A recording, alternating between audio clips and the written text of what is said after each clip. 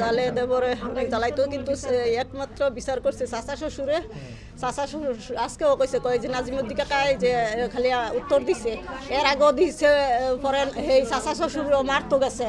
এই শ্বশুরে অসুস্থ, তো শ্বশুরে বলে রুটি বানাই দিছে, মানে রুটির মাঝে বলে ময়লা আলা জালের বলে কইছে, কয় রুটির মাঝে ভাবি ময়লা কি লাগিয়া এই সেইটা লুয়ে বা দেওয়ারে বলে বকছে, জালো রাগ করছে, কার্য করছে, হ্যাঁ বলে মারতো যায়। পরে আলা জামাই এসে বাদে জামাইটাই কইছে বাদে জামাইও কোনো শাসন করে নাই। এর আগেও বলে একবার মরতো আসছে, পরে ছেলেটা যে ছেলে বলে টাইনিয়ে লয়ে গেছে, কয় মা মরতাম না ইও যাই গিয়া মরতাম না। পরে বলে ইয়ে করে না বাইক গিয়া বলে সারাই কইছে আমার মায়ের গাড়ির তলে পরে মরতো। হলো মালা আমার আপন মামাত্ম বয়ের বাইরের মেয়ে, তার মার বাড়ি হলো, মেয়ের মার বাড়ি হলো দক্ষিণ সোম, মেয়ের নানার বাড়ি হলো বান্দাখোলা। আজকে তারা দীর্ঘদিন যাবৎ পারিবারিক যে একটা কোন্দল চলতেছে, এই কোন্দলের জের ধরে নিজে রাগ করে আত্মহত্যার পথ বেছে নিয়েছে। আমরা এটা সঠিক তদন্ত এবং ন্যায্য বিচার দাবি করি।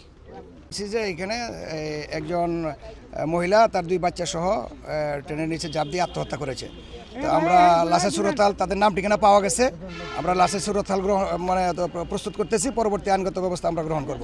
তদন্তে পরবর্তী জানতে পারবো যে কী কারণে আত্মহত্যা করেছে, পারিবারিক কলহ না অন্য কিছু কারণ, এটা তো তদন্তের বিষয়, তাৎক্ষণিকভাবে তো বলা সম্ভব না।